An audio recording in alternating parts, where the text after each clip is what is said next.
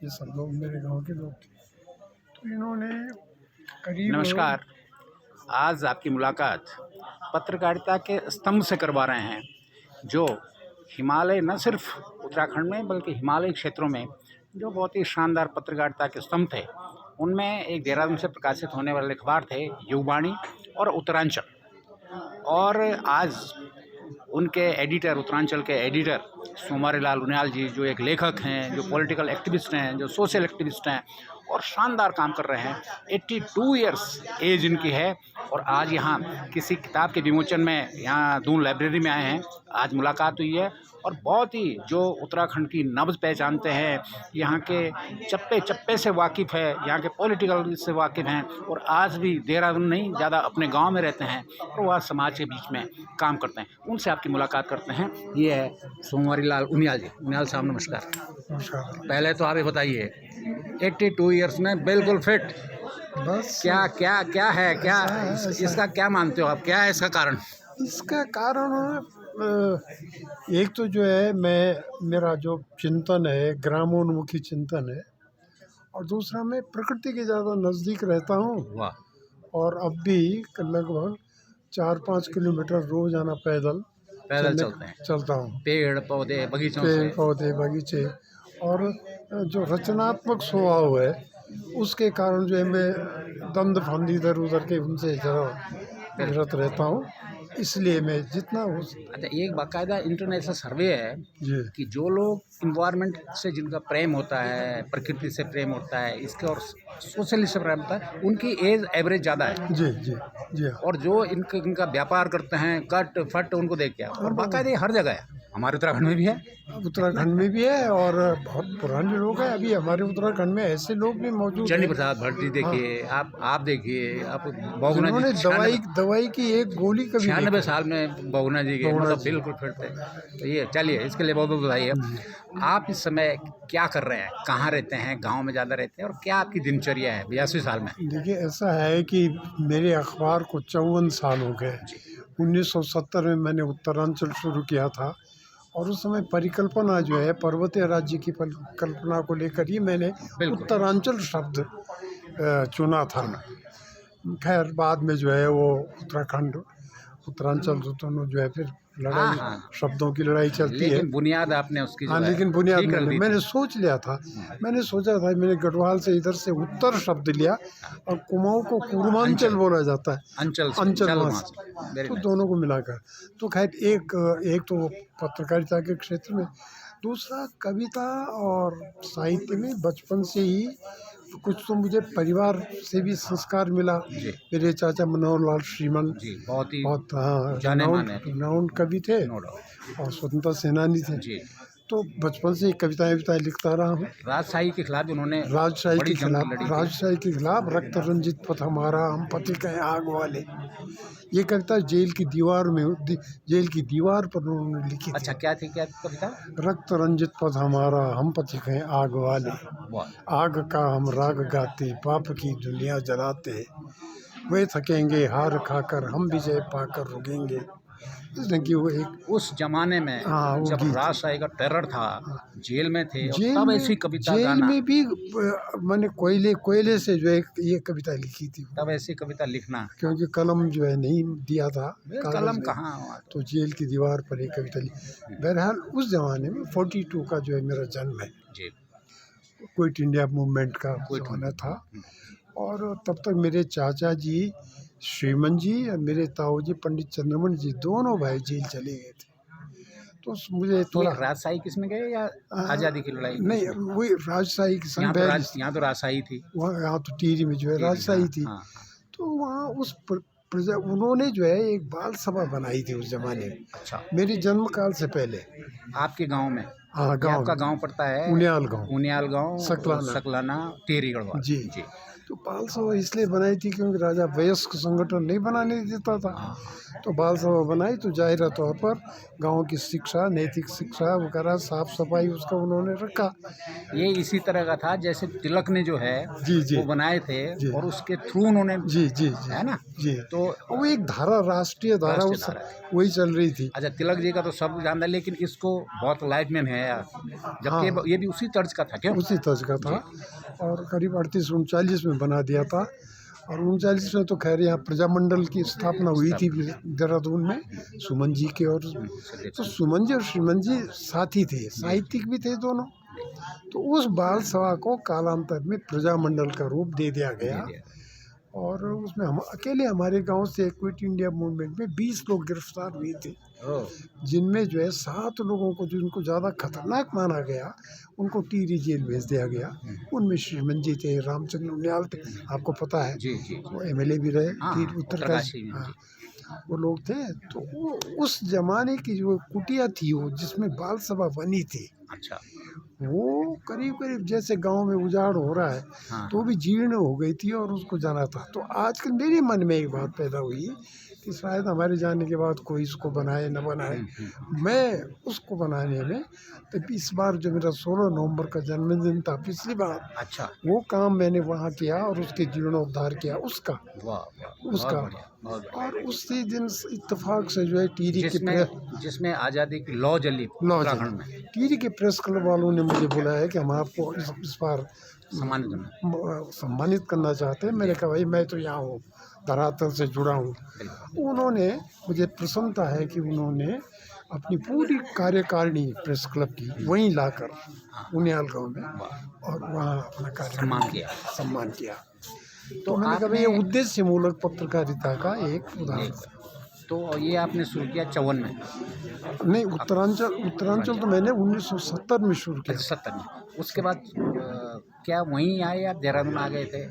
नहीं, मैंने यहाँ वहाँ शुरू तो यहीं देहरादून में किया, क्योंकि उस ज़माने में पहाड़ में न कहीं बिजली थी, न कोई संसाधन थे। तो मैं जैसे छात्र जीवन से जो है मेरे उस तरफ रुझान था, तो मैंने 1970 में डीएवी कॉलेज छोड़ने के बाद सीधा अखबार शुरू कर दिया। अच्छा, और आप जो हैं बहुगुणा जी के भी बहुत करीब रहे हैं। हाँ, आपको पता है। और क्या क्या आपको बहुगुणा जी कैसे मानते थे आप? क्योंकि बहुगुणा जी भी आपको बहुत याद करते थे, हमें भी करते थे, लेकिन आपको बहुत वो करते थे। बहुगुणा जी में, जैसा आपको पता ही है, मैं इसलिए नहीं कि वो केवल बहुगुणा है, मैं इसलिए उनकी कि सोच, उनका एक हिमालय का जो हिमालय के प्रति बिल्कुल वो था और उनका सोच जो है बहुत प्रगतिशील था, सही मायने में सेकुलर सोच था। एक नेता था जिसको इस देश का अल्पसंख्यक जो है अपना महबूब, नो डाउट, हीरो मानता था। तो एक को दूसरा मुझे लगा है कि पहाड़ की इन कंदराओं से, इन कठिनाइयों से, इस अंधेरे से निकल कर और इलाहाबाद जैसी जगह में जाकर जिसने अपना एक मुकाम हासिल किया, वहाँ भी वो घसियारियों की बात करता था, उनका होना चाहिए, उनका पूरा विजन। तो जब मेरी चेतना थोड़ा सा वो हुई तो मुझे लगा ये आदमी, इसको मजबूती दे, मैं उनमें भविष्य की संभावना देखा करता था।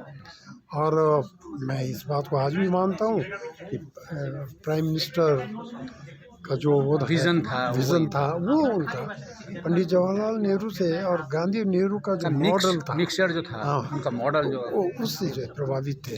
तो इसलिए मैं उनके साथ रहा हूँ। तो मुझे गर्व है कि मैं 17 साल पूरा उनके साथ रहा हूँ।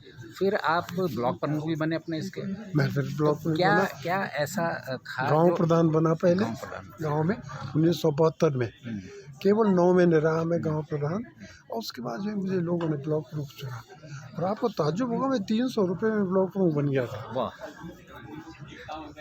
ये बताइए, अब आपने पूरा वो देखा है, इस समय क्या है जो इस समय जो मैं इस समय ये मान रहा हूँ सबसे बड़ा संकट जो है मूल्यों का संकट है और वैचारिक संकट है, जिसको आज जो है राष्ट्रवाद के नाम से प्रचारित किया जा रहा है। राष्ट्रवाद वो हमारे जो संवैधानिक मूल्य हैं उनके विपरीत तमाम सारी चीज़ें जा रही हैं, और मध्य युग में जाकर हम कहीं अपनी बात कर रहे हैं और हम भूल गए हैं कि हमने आज़ादी की संघर्ष, इतना लंबा संघर्ष किया 20वीं शताब्दी में, और गांधी जी के आदर्श और उन तमाम चीज़ों को भूल।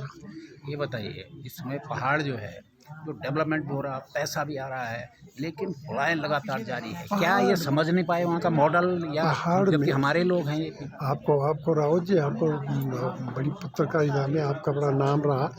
आपको पता है कि हमने पहाड़ अलग राज्य क्यों बनाया, क्या ज़रूरत पड़ गई थी? मैं तो उस ज़माने में इंद्रमणि बड़ुन जी से चर्चा करता था, इन लोग और सर गोविंद सिंह नेगी से। आप ये बताओ, मैंने एक दिन उनको कहा आपको क्यों पहाड़ी राज क्यों चाहिए? तो उन्होंने कहा इसलिए चाहिए कि वहाँ हमारी बात सुनी नहीं जाती यूपी में। तो मैंने कहा सुनी नहीं जाती तो आप ऐसा करो, वहाँ से इस्तीफा दो और फिर जनता के पास आओ और बोलो कि आपने चुना था, वहाँ हमारी कोई सुनता नहीं, हम आपके साथ हैं, आओ पहाड़ी राज करते हैं। वो कंसेप्ट था, और उसके पीछे जल जंगल जमीन, हमारे स्थानीय नियोजन, स्वरोजगार, ये तमाम सपने थे। हमारी सांस्कृतिक वैभव, ये तमाम विरासत। लेकिन हमें बड़ा निराशाजनक इसलिए लगा क्योंकि उसके बाद हम भी उत्तर प्रदेश का जो मॉडल था, जो डर्रा था, उसी को लेकर चले आए और कुछ नया नहीं बना पाए। ऐसी क्या चीज़ें आप मानते हो अभी भी, जो 2-3 चीज़ें पहाड़ के लिए तुरंत कर देनी चाहिए गवर्नमेंट? ऐसा क्या? देखिए, एक तो जो मैं एक बात कह रहा हूँ कि हमने जल जंगल ज़मीन 3 शब्दों से के आधार पर लड़ा था संघर्ष, और उसके साथ जन और जोड़ दीजिए तो जन जल जंगल, 4 चीज़ें हो गई। 4 चीज़ें हो गई। इनको जोड़कर जो है नियोजन का स्वरूप होना था। हमारी मानव शक्ति का जो एक सोशियो इकोनॉमिक सर्वे सही मायने में यहाँ होना था पहाड़ में, वो नहीं हुआ और सीधा हम कुर्सियों के आपाधापी में लग गए। इतने 22 साल हो गए, तो इन 22 सालों में क्या बनाया आपने? पलायन आयोग। पलायन आयोग से पलायन नहीं, वो भी पौड़ी से दर्दना गया बस, तो उससे नहीं, आपने कोई मॉडल नहीं खड़ा बनाया। आप गुजरात मॉडल की बात करते हैं, उत्तराखंड का मॉडल, पढ़े लिखे लड़कों को 5,000 की व्यवस्था से गांव नहीं कर पाए, उसके गांव में नहीं कर पाए। अगर गवर्नमेंट 5,000 की व्यवस्था उसके गांव में कर दे तो बाकी अपना कर लेगा। जी। और दूसरी, मैं तो आज के लिए भी कहता हूँ कि हमारी खेती बाड़ी थी वो चौपट हो गई, हॉर्टिकल्चर चौपट हो गया, जो जिस पर हमने संभावनाएं थी, जो हमारे पास संभावना, असीम संभावनाएं थी धार्मिक पर्यटन और पर्यटन की, उसको ठीक से नहीं किया। धार्मिक पर्यटन, सामाजिक पर्यटन, ये सारा हमारे पास है, एडवेंचर स्पोर्ट्स, लेकिन उसका नहीं हुआ, नहीं, सोच ही नहीं, उस तरफ सोचा ही नहीं गया। सोच जो है सिर्फ चुनावी सोच, चुनावी सोच तो ठीक है, चुनाव। अच्छा, जो हमारे सबसे बड़े नेता हैं आज की डेट में, उसका घर पहाड़ के, उसका घर भी बंजर है, खेती बंजर है। अगर वही अपना मॉडल बना लें, भाई हम अपना घर तो बनाएं। बिल्कुल आप सही कह रहे हैं। जो हमारे प्रतिनिधि हैं, अगर गांव में कोई प्रतिनिधि भी है तो पर देहरादून पहुंच जाता है, ये मुझे लगता है ये, जबकि हिमाचल में ऐसा नहीं है। और केवल भाषण से जो है पलायन नहीं रुकेगा। आप व्यावहारिक रूप से कितना खप रहे हैं वहाँ पहाड़ों में, कितना पैदल चलते हैं हमारे। नहीं, आप वहाँ के लिए टेक्नोलॉजी लाइए, पहाड़ की टेक्नोलॉजी लाइए, ट्रेनिंग दीजिए, वो तो है ही नहीं। तो मैं सुनता रहता हूँ बराबर, आपने हॉर्टिकल्चर में भी सुना, वहाँ रवाई घाटी में काम किया। लेकिन हम लोगों ने उस जमाने बगुना जी को इस बात के लिए जो है समझाया था कि जनजाति टाइप जो ब्लॉक हैं हमारे 5, इनके लिए जो है अगर आप और कुछ नहीं कर सकते तो एक उसमें ट्राइबल प्रोजेक्ट बना, उन्हीं की इस पे बना था। और एक बड़ा सम्मेलन भी हुआ था वहाँ बड़कोट में, तो सकल चंद जी हम लोग थे। अब याद देखिए कि जो हमारा बागवानी है उसका एडवाइजर मैकेंजी ग्रुप है, एक अमेरिकन कंपनी, वो एडवाइज कर रहा है उसकी पेड़ कैसे लगने। की प्रतिभाओं का समुचित उपयोग नहीं हो रहा है। एक से टैलेंटेड लोग हैं आजकल, मैं उन्हीं के पीछे हूँ, एक से एक, लेकिन उनको कोई पूछता नहीं है। चलिए, आप क्या विजन है आपका? तो मेरा विजन ये है कि अभी क्या कर रहे हो? पलायन तब रुकेगा जो हमारे जो वैज्ञानिक हैं, पहाड़ के बहुत अच्छे पदों पर हैं लोग, जगह, और हमें गर्व भी है इस बात पर कि हमारी प्रतिभाएं जो है पूरी दुनिया में फैली हैं, अच्छा काम कर रही हैं, लेकिन उनको अपने धरातल से जोड़ने की ज़रूरत है। उनको इजराइल की तरह जोड़ने की ज़रूरत है। अभी लड़ाई थी इजराइल में हो रही है, तो जो बाहर इंजीनियर हैं बड़े वो लड़ाई के लिए वापस चले, तो उनके अनुभवों का लाभ हमको मिलना चाहिए, हमारी पीढ़ी को, एक। और दूसरा, हमारा स्थानिक दृष्टि, इसमें कोई दो राय नहीं है कि भाई हमारा राष्ट्रवाद का जहाँ तक बात है हमारी, बिल्कुल हमारी तो फैमिली राष्ट्रवादी है। हमारे राष्ट्रवादी, हम तो जन्मजात राष्ट्रवादी हैं, सिखाने की जरूरत ही नहीं है। जन्मजात राष्ट्रवादी हैं। पूर्ण पुस्तकालय एवं शोध केंद्र के इस सभागार चलिए, में बहुत बहुत धन्यवाद। धन्यवाद आज के इस आप और कार्यक्रम जिए, में 100 साल जिए, हमारे विजन दे उत्तराखंड को, सभी हम आपके साथ में। धन्यवाद। श्रोतागणों का और